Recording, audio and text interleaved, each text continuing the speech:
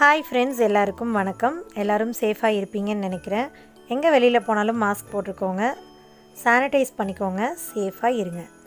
இன்றைக்கி என்ன சூப்பரான இன்ட்ரெஸ்டிங்கான வீடியோ பார்க்க போகிறோம் அப்படின்னா, ரேஷன் அரிசி மட்டுமே வச்சு அதுவும் 8:1 ரேஷியோவில் எப்படி நம்ம இட்லி மாவு அரைக்கலாம் அப்படிங்கிறத பற்றி தான் பார்க்க போகிறோம்.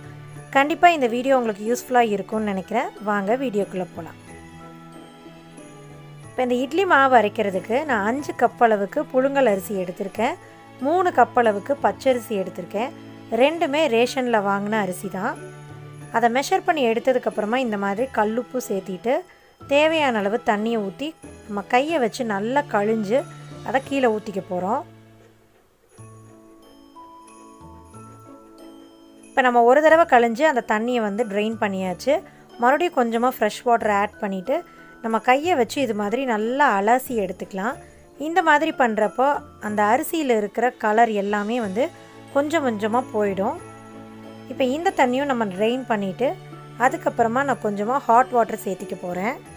நம்ம ஹாட் வாட்டர் எதுக்காக சேர்த்திக்கிறோம் அப்படின்னா, அந்த அரிசியோட ஸ்மெல் அது மட்டும் இல்லாமல் அதோட கலர் இது எல்லாமே போகணும். அப்படின்னா நம்ம சுடுதண்ணியை சேர்த்திட்டு கை பொறுக்கிற அளவுக்கு இருந்ததுன்னா நம்ம கையை வச்சு நல்லா கழிஞ்சு ஊற்றிக்கலாம். இல்லை அப்படின்னா ஒரு கரண்டி வச்சு நல்லா கழியிற மாதிரியே இந்த மாதிரி பண்ணிவிட்டு அதை வடிச்சிருங்க.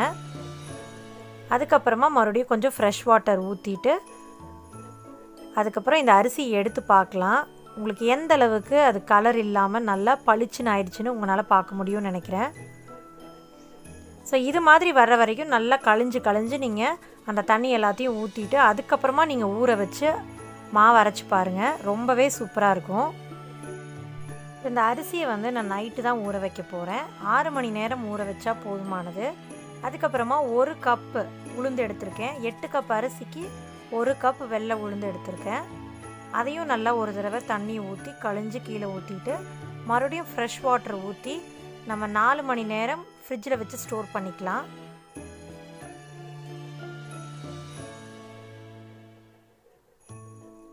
நெக்ஸ்ட் டே மார்னிங் அரிசியை எடுத்து கழிஞ்சிட்ருக்கேன். பாருங்கள் எந்த அளவுக்கு நல்லா பளிச்சுன்னு இருக்குன்னு.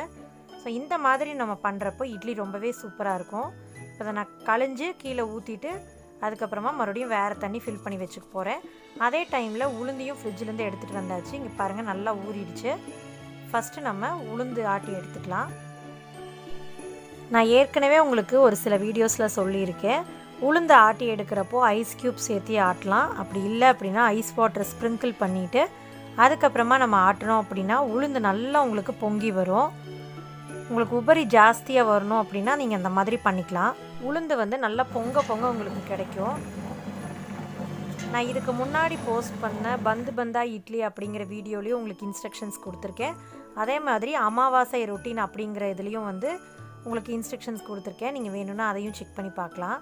இப்போ பாருங்கள், ஒரு 20 நிமிஷம் ஆட்டினதுக்கப்புறமா உளுந்து நல்லா இந்த மாதிரி ஆட்டுப்பட்டுருச்சு. உங்கள் கையில் எடுத்து இந்த மாதிரி விட்டீங்க அப்படின்னா அது ஒரு பந்து மாதிரி கீழே விழுகணும். அதுதான் பர்ஃபெக்ட் கன்சிஸ்டன்சி. 1 டம்ளர் உளுந்து எந்த அளவுக்கு நம்மளுக்கு மாவு கிடச்சிருக்குன்னு பாருங்கள். இப்போ அரிசியை சேர்த்துட்டு அதையும் ஆட்டிகிட்ருக்கோம். அரிசியோட பக்குவம் என்ன அப்படின்னு பார்த்தீங்கன்னா, ரொம்ப நைஸாகவும் இல்லாமல் பருபருனும் இல்லாமல் மீடியமாக நம்ம சன்ன ரவை இருக்கு இல்லையா, வெள்ளை ரவை, அந்த மாதிரி ஆட்டி எடுத்துக்கோங்க. இந்த மாதிரி தான் நம்ம அரிசி மாவை அரைச்சி எடுக்கணும். இப்போ அரிசி மாவும் நல்லா அரைப்பட்டுருச்சு. இது எல்லாத்தையுமே எடுத்து கொஞ்சமாக கல்லுப்பு சேர்த்து எல்லாத்தையும் நல்லா கலக்கி வச்சுக்கலாம். இது எந்த மாதிரி கலக்கணும் அப்படின்னு சிலருக்கு டவுட் இருக்கலாம். அந்த மாதிரி டவுட் இருக்கிறவங்க இதுக்கு முன்னாடி போஸ்ட் பண்ண அந்த இட்லி மேக்கிங் வீடியோஸை செக் பண்ணி பாருங்கள். கண்டிப்பாக உங்களுக்கு ஒரு ஐடியா கிடைக்கும். இப்போ இது புளிக்கட்டும் அப்படிங்கிறதுக்காக நம்ம வெளியிலேயே தான் ஒரு லிட்டு போட்டு மூடி அதை வச்சுக்க போகிறோம். நல்லா மாவு பொங்குனதுக்கப்புறமா பார்த்தீங்க அப்படின்னா இந்த மாதிரி கிடச்சிருக்கு. இதை நம்ம இட்லி ஊற்றுற டைமில் இந்த மாதிரி மேலால் கலந்து விட்டுட்டு அதுக்கப்புறமா நம்ம இட்லி ஊற்றினோம் அப்படின்னா சூப்பரான இட்லி கிடைக்கும் உங்களுக்கு. இப்போ நான் ஆல்ரெடி இட்லி பாத்திரத்தில் தண்ணி ஊற்றி மூடி போட்டு வச்சுருக்கேன். இப்போ அது நல்லா கொதிக்க ஆரம்பிச்சிருக்கோம். அந்த டைமில் நம்ம இட்லி பிளேட்டில் பேட்டர் ஃபில் பண்ணிடலாம். எப்போவுமே இட்லி பேட்டரை தட்டில் அந்த குழியில் ஃபில் பண்ணுறப்போ நீங்கள் மேலாப்பில் எடுத்து விடணும். அதை கரண்டியை வச்சு நல்லா டேப் பண்ண மாதிரி இட்லி ஊற்றிட்டீங்க அப்படின்னா இட்லி மெத்துன்னு இல்லாமல் ரொம்ப ஃப்ளாட் ஆகிடும். ஸோ இந்த மாதிரி நீங்கள் ஃபாலோ பண்ணிக்கோங்க. இட்லி ரொம்பவே சூப்பராக இருக்கும். இப்போ இந்த பேட்டரெல்லாம் ஃபில் பண்ணதுக்கப்புறமா நம்ம இட்லி பாத்திரத்தில் வச்சிடலாம். இப்போ தண்ணி நல்லா கொதிச்சிருச்சு. கொதிச்சதுக்கப்புறமா தான் நம்ம இந்த தட்டை வந்து இதில் வைக்க போகிறோம்.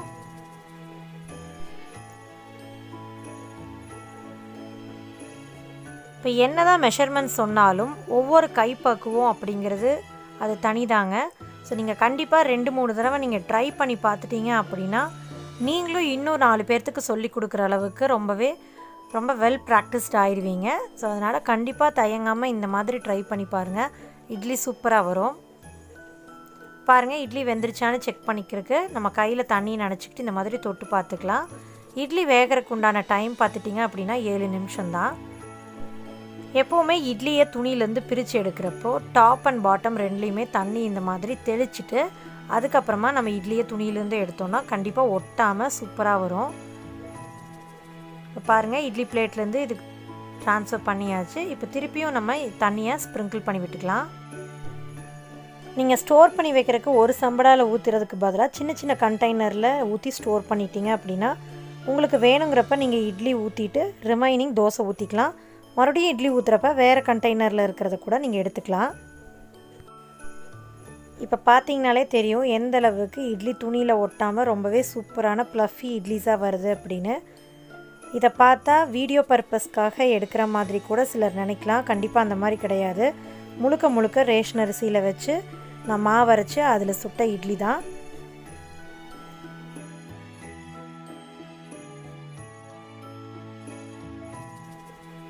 பாருங்கள், எந்த அளவுக்கு துணியில் ஒட்டாமல் சூப்பரான இட்லியாக வந்துருச்சு. அதுவும் நல்ல வெள்ளை வெளியேர்னு இட்லி கிடைக்கிறது அப்படிங்கிறது நம்ம கையில் தான் இருக்குது. நம்ம எந்த அளவுக்கு அந்த அரிசியை கழிஞ்சு நல்லா ஊற வச்சு ஆட்டி எடுக்கிறோமோ அந்த அளவுக்கு நல்ல வெள்ளை வெளியேர்னு இட்லி இருக்கும். அதே மாதிரி ரொம்ப சாஃப்டாகவும் இருக்கும். நம்ம தண்ணி தெளித்து எடுத்த பிளேட்லேயே வச்சுருந்தோம் அப்படின்னா அது சொதன்னு போயிடணும் தான் நான் வேறு பிளேட்டுக்கு மாற்றிட்டுருக்கேன்.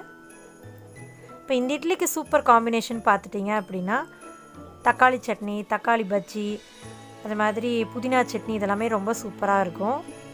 ஸோ இந்த மாதிரி உங்கள் வீட்லேயும் கண்டிப்பாக ட்ரை பண்ணி பாருங்கள். கண்டிப்பாக உங்களோட கமெண்ட்ஸை கமெண்ட் செக்ஷனில் கொடுங்க. அது எங்களுக்கு ஒரு மோட்டிவேஷனாக இருக்கும். இப்போ நான் உங்களுக்கு ஒரு இட்லி எடுத்து காட்டுறேன் பாருங்கள், எந்த அளவுக்கு சாஃப்டாக ப்ளஃபியாக இருக்குன்னு. பார்த்தீங்களா எவ்வளோ சாஃப்டாக இருக்குன்னு.